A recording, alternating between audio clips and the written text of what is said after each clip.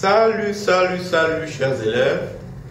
Aujourd'hui nous allons voir comment appliquer des formules qui nous permettent d'écrire plus simplement les expressions avec racines. Alors l'idée pour moi ici c'est de vous montrer comment appliquer ces formules et de savoir qu'est-ce qu'il faut faire quand vous êtes face à une expression de tout genre. Nous avons dans notre activité des expressions préparées pour vous A, B, C, D et E. Je vais dire que cette activité est une activité introductive pour l'ensemble des notions que nous verrons par la suite. Dans ça, on va donc écrire plus simplement A, B, C et D en mettant en application les formules qu'on nous a données dans le cours. Donc, j'ai listé déjà ici un petit rappel de formules. Je ne vais pas les énoncer. On va les énoncer au fur et à mesure qu'on avance dans la simplification de chacune de ces expressions. Commençons par A. Alors, quand vous avez l'expression A et qu'on vous demande de réduire ou bien d'écrire plus simplement cette expression, même sans qu'on ne vous le demande, ça doit être un peu comme un médicament, comme un remède. Chaque fois que vous voyez une expression comme celle-ci, où on demande racine de 298. 298 est un nombre très grand. Ce que vous devez faire, c'est de réduire cette expression automatiquement. Comme 298 est très grand, pour réduire cette expression, pour l'écrire plus aisément, il faut faire la décomposition de 298 dans un premier temps. Donc, je viens ici, je fais 298 par 2, il va rester 1, 4 et 9. 1 plus 4, ça fait 5. 5 plus 9, ça fait 14.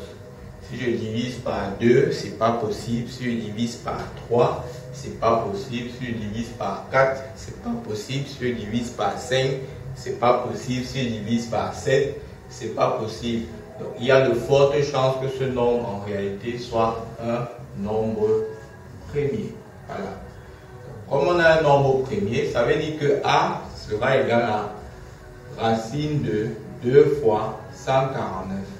Alors ici, les puissances de chacun de ces facteurs-là sont 1.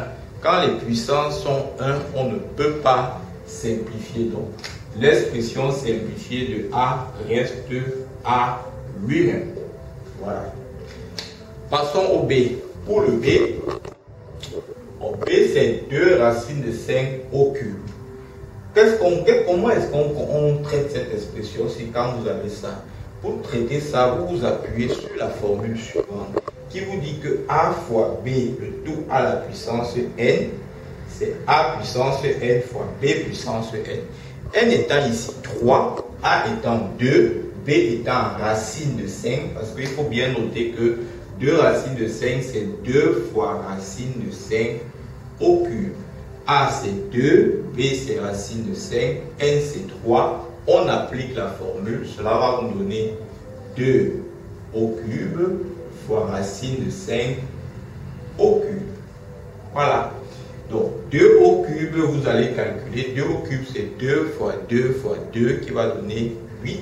Ça va faire 8 fois racine de 5 au cube, c'est racine de 5 fois racine de 5 fois racine de 5. Or, nous savons que racine de 5 fois racine de 5, l'ensemble si vous donne 5.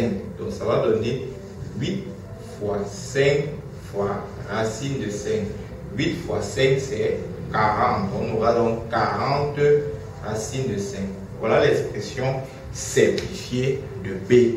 Continuons avec l'expression simplifiée de C. Comme tout à l'heure, A c'est 3, B c'est racine de 2, ça va donc donner 3 au carré fois racine de 2 au carré.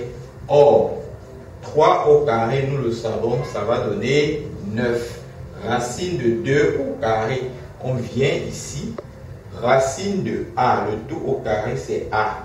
Donc, comme dans notre expression, A c'est 2, racine de 2 au carré donne 2. 9 fois 2 qui va donner donc 18. Voilà l'expression simplifiée de C. Donc voilà ici comment est-ce qu'on fait pour réduire l'expression de chacun, que ce soit de B ou de C. Passons au cas D. D, c'est racine de 64 fois racine de 72. De manière automatique, 64 et 72 sont des gros nombres qui peuvent être décomposés en produits de facteurs premiers. Donc, quand je sais ça, je n'hésite pas. Première chose, je décompose d'abord cela. Alors, 64 par 2, il va rester 32. Par 2, il va rester 16.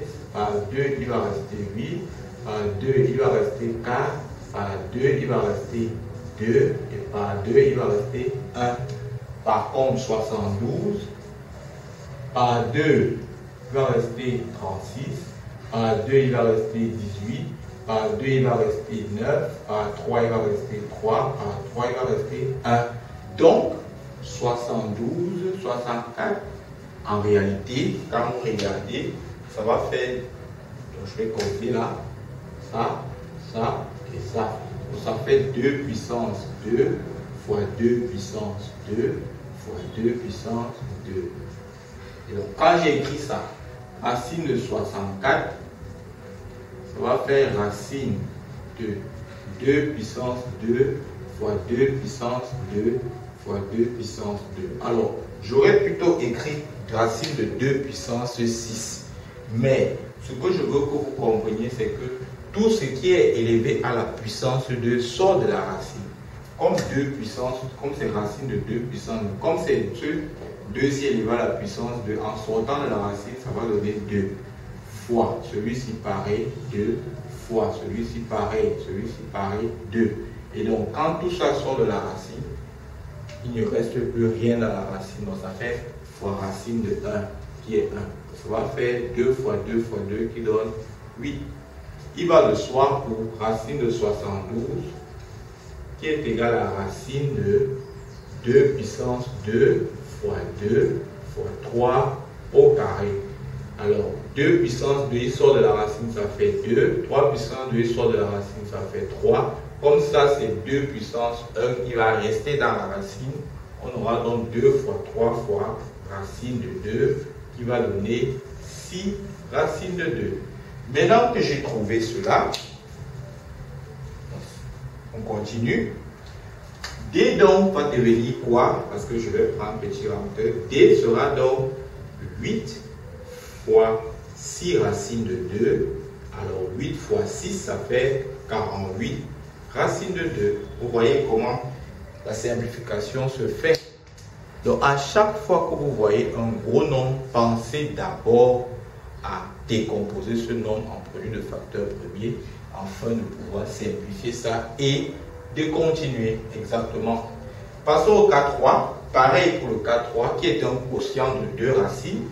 28 et 63 sont des nombres qui sont considérés comme des gros nombres puisque ce ne sont pas des produits, ce ne sont pas des facteurs premiers. Donc qu'est-ce que je fais? Je décompose 28. 28 par 2 ça fait 14, par 2 ça fait 7, par 7 ça fait 1. 63 c'est par 3 ça va faire 21, par 3 ça va faire 7, par 7 ça fait 1. Vous voyez? Donc 28 est considéré comme 2 puissance 2 fois 7. Il va donc de soi que racine de 28, si vous êtes d'accord, ça va nous donner 2 racines de 7, tout simplement. Et maintenant, si on continue, racine de 63, puisque 63, c'est 3 au carré fois 7. Racine de 63 sera donc égal à 3 racines de 7. Et maintenant, quand j'ai donc écrit racine de 28 et racine de 63 plus simplement, eux donc je l'écris aisément en disant que ça va donner 2 racines de 7 sur 3 racines de 7. Racine de 7 étant en haut et en bas, on simplifie et aisément et on reste avec 2 tiers. Et donc eux, son expression, c'est non donc 2 tiers. Voilà donc, chers élèves, comment vous faites la simplification chaque fois que vous avez des choses comme de ce genre. N'hésitez pas. Cette vidéo introductive est extrêmement importante pour la suite. Donc je vous le recommande vivement de pouvoir regarder ça attentivement, de vous essayer sur des cas similaires avant de pouvoir aborder les vidéos suivantes. Je vous donne rendez-vous pour une prochaine vidéo tout à l'heure. Merci.